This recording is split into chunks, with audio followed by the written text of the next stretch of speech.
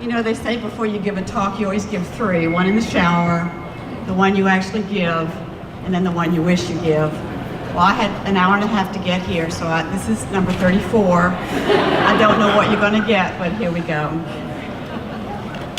Our story begins 25 years ago on my husband's 65th birthday. We had a little party with different families, with children.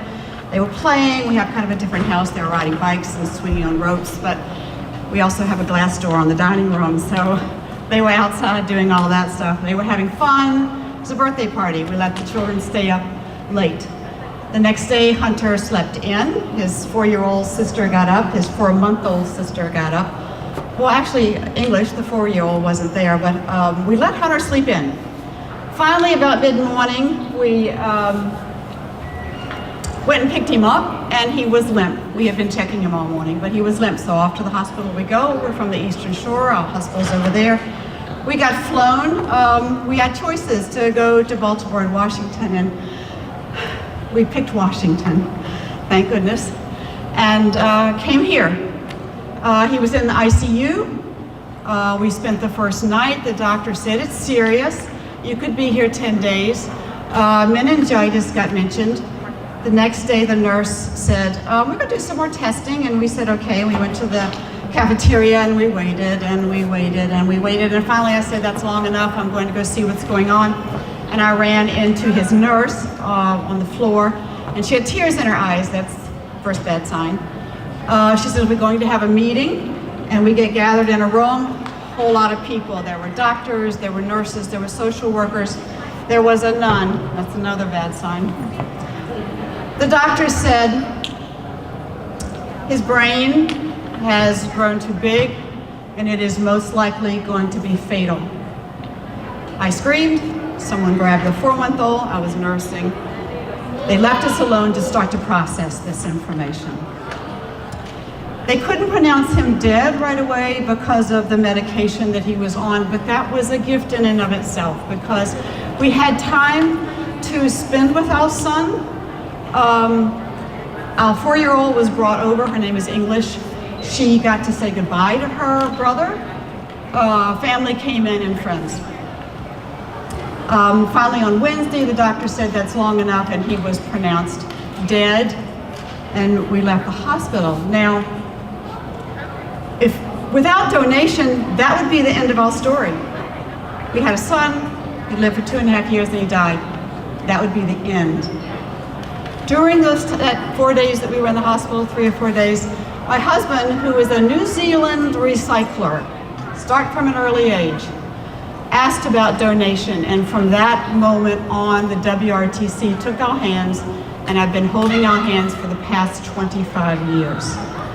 Without donation, I would not be standing here today saying my son's name, Hunter. I don't get to do that much anymore, but every time I speak for Lisa or Laurie, that are kind enough to let me speak sometimes, it's delicious to say his name out loud. The people we meet these days don't even know we have had a son. We don't talk about it unless they ask. So we get to say his name.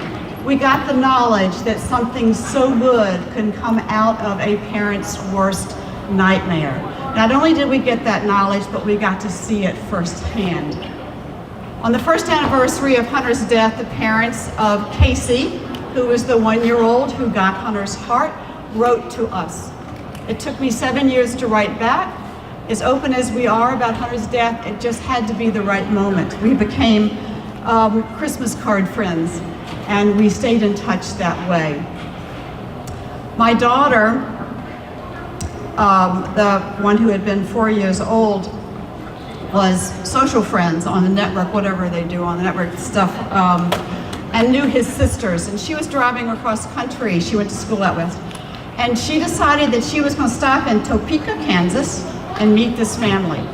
Arrangements were made, and she arrived in the hallway of the atrium of their high school, where Casey was playing his saxophone in a recital, and it was very emotional for her. They all surrounded her outside waiting for her. It was a very emotional event for her, and I would imagine it would be because unwittingly the last song they played was Celine Dion's I Will Give You My Heart.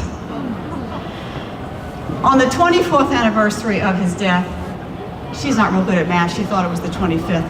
On the 24th anniversary of Hunter's death, English wrote a blog about that experience because it was so emotional for her.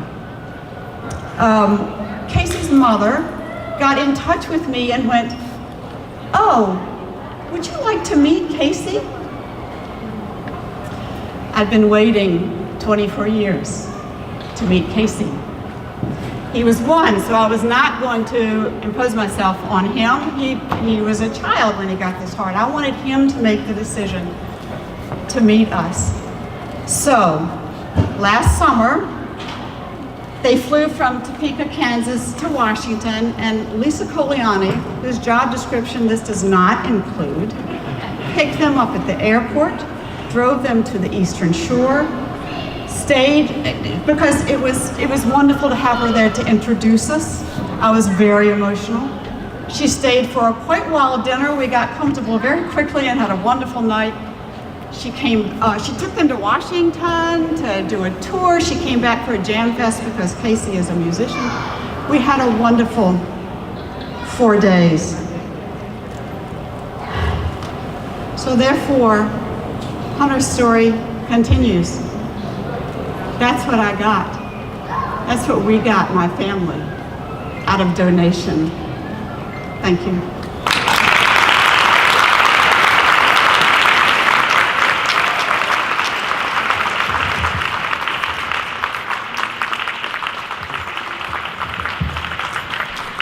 So I guess we should be including Kleenexes next year. That was quite a story. Thank you, Elizabeth, for taking the time to share that with us. And so I have another opportunity to introduce a nice young man. He's going to be a doctor. But I have the pleasure to introduce he's still Mr. John Hochstein, who is a heart recipient at an early age of 4, and he's here to tell us his story.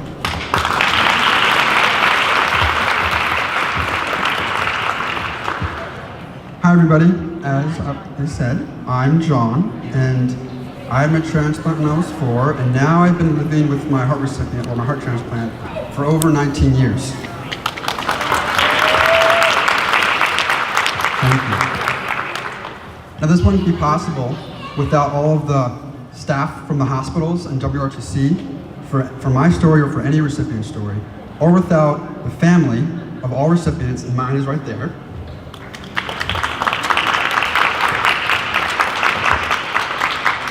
And of course, without the donor family, who for all of us have made selfless decisions. And to honor them, and to honor all of you guys, and to honor my parents especially.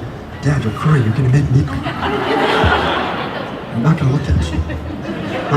I want to share with you my story. So when I was 3, I was diagnosed with heart failure, and I spent 4 months in Primary Children's Hospital in Salt Lake City, Utah. Now, while my parents, my clinical team, and our friends bared the burden of all the stress and uncertainty that comes with illness, me, a 3-year-old, was really just excited to have a lot of attention. And as unlikely as it may seem, I love the hospital, and I have a lot of great memories, which I'm going to share with you. So at Christmas, I remember vividly hearing Santa and his reindeer on the roof. I can go back to that instant right now and be like, that's him, and he went through the hall. So that was really exciting. And then one time, my nurses knew that I did not like getting blood draws. I called them poker people, because I can't say phlebotomists, that's a big word. So they gave me this squirt gun and then wheeled me around the hospital so I could shoot them. Now, I remember also very vividly shooting this one guy who pretended to die and fall out the window. I remember not being that concerned. So that's a little scary, but I was 3. And then I also proposed to my favorite nurse, Rose, with a spider ring. Now, I just learned recently though that the story was a little different than I was told. Apparently, she was always proposing to me saying, would you marry me? I kept saying no for like probably a few months. And then eventually, I was like, sounds good. So, I was a hot commodity, apparently, this 3-year-old. Too cute. And Later, like when I was 9, I was in the hospital once, and this is a fun story for all you kids. I pranked the nurses.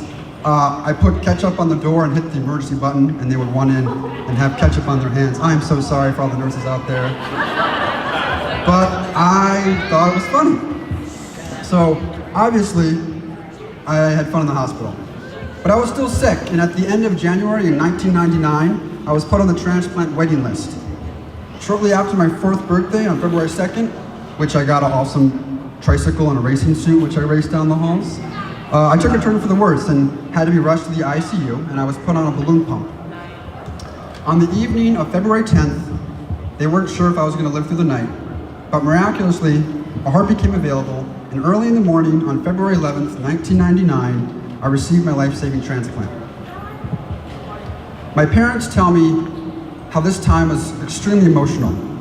You know, we felt the joy for me receiving this new chance of life, but knew that tragedy had to strike another family for this even to be an option. Our joy was another's sorrow. This reality instilled within my family, and myself especially as I grew older, a deep sense of gratitude. So that no matter what's going on in my life, whether it be a hard test or heartbreak or, you know, I don't know, parents being kind of annoying, that can happen, or me or whatever, I appreciate the laughter. I always come back to this sense of gratitude that this is a great opportunity just to live life.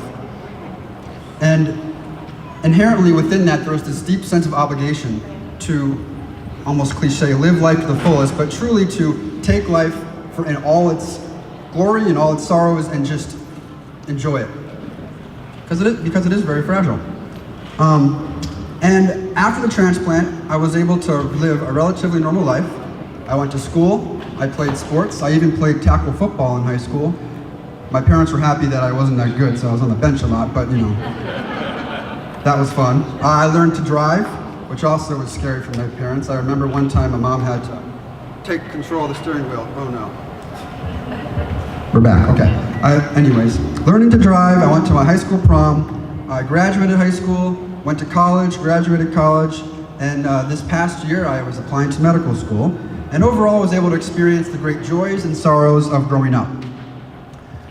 For my experiences in the hospital, as you can tell, I love the hospital. It's kind of weird, but I knew from a very early age that my vocation was to work in medicine, and particularly to practice transplant medicine and try and work on improving the field. And also with kids, because I love kids. So for my undergraduate studies, I was blessed to be able to study biomedical engineering at the Johns Hopkins University. And just this past week, I decided that I will be attending Harvard Medical School in the fall. It's official, I'm going to be a doctor. I never had the chance to meet my donor family. I hope someday that something magical will happen, I'll get to meet them, so I can share with them the impact they had in my life. Not just on that physical decision that they made over 19 years ago, but every day. Every single day, that selfless decision affects me on an emotional and spiritual level. Wow. I want to be able to meet them so I can share this with them and just have them become a part of my family, and so I can honor them by giving them one of my transplant Olympic Games gold medals. So I guess I would say in closing that life has been quite the roller coaster for many of us in this room, but for everybody, and just to love, because that's the purpose of life. And when you do that, nothing else matters.